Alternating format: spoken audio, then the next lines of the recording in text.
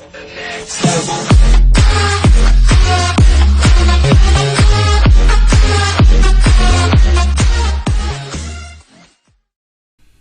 आइए जानते हैं HCS के एग्ज़ाम पैटर्न के बारे में। इसके अंदर 3 फेजेस में एग्ज़ाम होता है। सबसे पहला जो हमारे पास रहेगा प्रिलिमिनरी एग्जामिनेशन, ये सिर्फ स्क्रीनिंग के लिए होता है और 200 मार्क्स का होता है। दूसरा मेंस एग्जामिनेशन जो 600 मार्क्स का होता है और इसके नंबर आपके मेरिट लिस्ट में काउंट होगी। तीसरा पर्सनैलिटी टेस्ट जो 75 मार्क्स का होता है। ये तो हो गई स्कीम। अब हम प्रिलिमिनरी एग्जामिनेशन के बारे में देखते हैं। ये प्रिलिमिनरी एग्जामिनेशन ऑब्जेक्टिव टाइप रहेगी, कोई सब्जेक्टिव नहीं है, सिर्फ 200 मार्क्स की है। इसमें 2 पेपर होते हैं।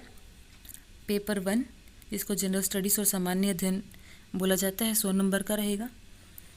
पेपर 2 जिसको सिविल सर्विस एप्टीट्यूड या सीसेट बोला जाता है वो भी 100 नंबर का, कुल मिला के 200 मार्क्स का टोटल। और ये ध्यान रखना है कि ऑब्जेक्टिव टाइप है और दोनों पेपर इंग्लिश और हिंदी दोनों लैंग्वेजेस में आएंगे और 2 घंटे के दोनों पेपर होंगे। 2 घंटे के मतलब हर एक पेपर 2 घंटे का, तो कुल मिला के 4 घंटे का पेपर दोनों। और इन पेपर में 1/4 नेगेटिव मार्किंग होती है 0.25 मार्क की। OMR शीट आपको दी जाएगी, कोई ऑनलाइन एग्जामिनेशन नहीं है। और जितने प्रिलिमिनरी एग्जामिनेशन में कैंडिडेट होंगे उसका 12 गुना कैंडिडेट मेंस एग्जामिनेशन के लिए बुलाया जाएगा। ध्यान रखिएगा, प्रिलिमिनरी एग्जामिनेशन सिर्फ स्क्रीनिंग है, स्क्रीनिंग के लिए है, इसके बेसिस पे आपकी मेरिट लिस्ट नहीं बनेगी। तो अब देखते हैं syllabus for the preliminary examination. जैसा कि हमें पता है कि इसमें पेपर 1 और पेपर 2 2 पेपर होंगे, दोनों 100 नंबर के होंगे। तो अब हम पेपर 1 जनरल स्टडी सामान्य अध्ययन की बात करते हैं। इसमें क्या क्या आएगा। सबसे पहला है जनरल साइंस जो बेसिक साइंस है, जो 10th लेवल तक की आएगी। दूसरा current event of national and international importance, means आपको करंट अफेयर पूछे जाएंगे राष्ट्रीय और अंतर्राष्ट्रीय स्तर के। तीसरा हमारे पास है history of India and Indian national movement, means आपको इतिहास पूछा जाएगा। इसमें ध्यान देने योग्य बात यह है कि हिस्ट्री सिर्फ इंडिया की पूछी जाएगी, इंडियन नेशनल मूवमेंट पूछा जाएगा, सिर्फ मॉडर्न हिस्ट्री पूछी जाएगी, ना वर्ल्ड हिस्ट्री है, ना मिडीवियल है, ना एंशियंट हिस्ट्री है।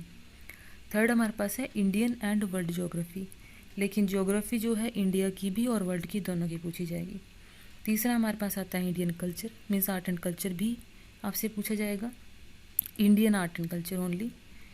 इंडियन पॉलिटिकल साइंस और राज्य व्यवस्था पूछा जाएगा। तीसरा हमारे पास है इंडियन इकोनॉमी, अर्थव्यवस्था के रिलेटेड कुछ क्वेश्चन पूछे जाएंगे।